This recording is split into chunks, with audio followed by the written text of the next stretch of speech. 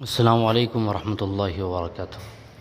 عزیز طلبہ و طالبات، 13ویں دن کی سرگرمی میں آپ کو ایک اقتباس دیا گیا ہے جو آپ نے 9ویں جماعت میں پڑھا ہے۔ حضرت عبد الرحمن بن عوف رضی اللہ تعالیٰ عنہ کے سبق سے وہ لیا گیا ہے، اور یہ اس کی صنف جو ہے یہ سوانح عمری ہے۔ سوانح عمری کا مطلب کیا ہوتا ہے کہ جس میں کسی کی زندگی کے حالات بیان کیے جاتے ہیں، حالات زندگی بیان کیے جاتے ہیں، اسے سوانح عمری کا کہتے ہیں۔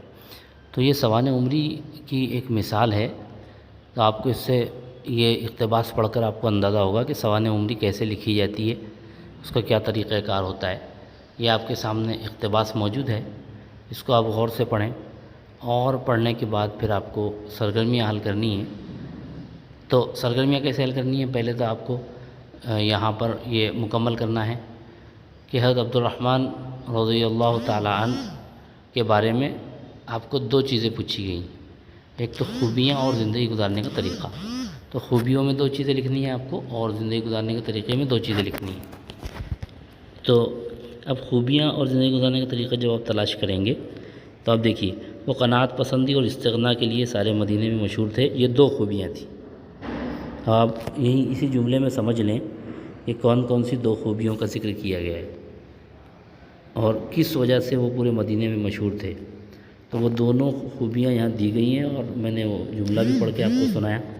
اب آپ اس میں سے نکالیں کہ وہ دونوں خوبیاں کون سی تھیں، اور زندگی گزارنے کے طریقے میں کیا آئے گا۔ تو اس کے آگے آپ دیکھ رہے ہیں کہ ان کی سادہ اور بیریہ زندگی تھی، اس پر مستعد ان کی سادہ اور بیریہ زندگی تھی۔ اس میں بھی زندگی کے ساتھ دو صفات دی گئی ہیں۔ وہ آپ کے سامنے میں نے جو جملہ پڑھا ہے، اب آپ غور کریں کہ دو صفات اور دو چیزیں زندگی گزارنے کے دو طریقے جو دیے گئے ہیں وہ کون کون سے ہیں۔ اس کے بعد آپ کو واو عطف کی مثالیں تلاش کر کے لکھنا ہے۔ تو واو عطف کی مثال کیسی رہتی ہے؟ جیسے مثال کے طور پر یہ دیکھیے، مال و متاع، یہ آپ کے سامنے ہے۔ تو آپ کیا کریں، پورے اقتباس میں دیکھیں، اور جہاں بھی آپ کو دو الفاظ کے بیچ میں واو نظر آ رہا ہے تو وہ ویسی مثالیں آپ نکالیں، تو آپ کو 4 مثالیں انشاءاللہ مل جائیں گی۔ اب دیکھیے، مال، ثروت اور دولت، یہ ہم معنی الفاظ ہیں۔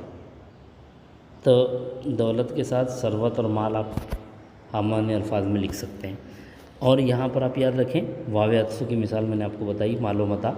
ایسے آپ کو اور 3 مثالیں تلاش کرنی ہیں، تو 2 الفاظ ہوں اور بیچ میں واو کے ساتھ ان کو جوڑا گیا ہو، یہ واو عطف کی مثالیں ہوتی ہیں۔ اب آپ یاد رکھیں، کبھی بھی آپ کو حل کرنا ہو تو اس طرح آپ واو عطف کی مثالیں تلاش کریں گے۔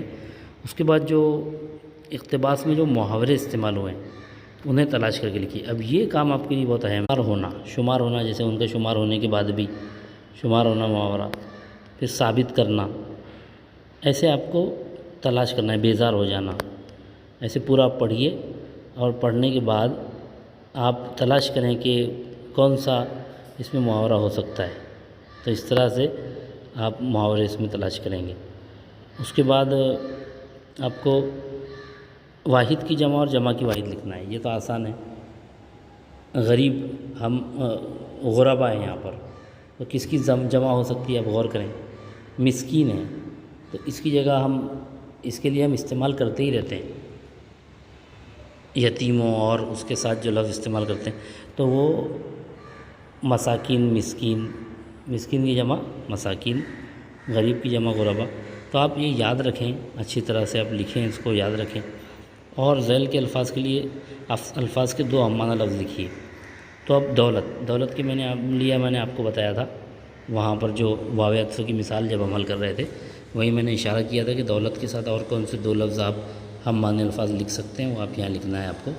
اس کے علاوہ مختلف صحابہ کی آپ نے سوانح عمری پڑھی ہے پچھلی جماعتوں میں، تو آپ پھر سے اس کا مطالعہ کریں، اور کسی ایک صحابی کی زندگی کے حالات آپ کو یہاں لکھنا ہے۔ یعنی آپ مختصراً جو ہے حضرت ابو بکر صدیق کی یا جو بھی آپ نے پڑھی ہے، حضرت عمر رضی اللہ تعالیٰ عنہ کی، وہ آپ لکھیں۔ تو امید ہے آج کی سرگرمی آپ کو سمجھ میں آئی ہوگی۔ بہت بہت شکریہ۔ السلام علیکم ورحمۃ اللہ۔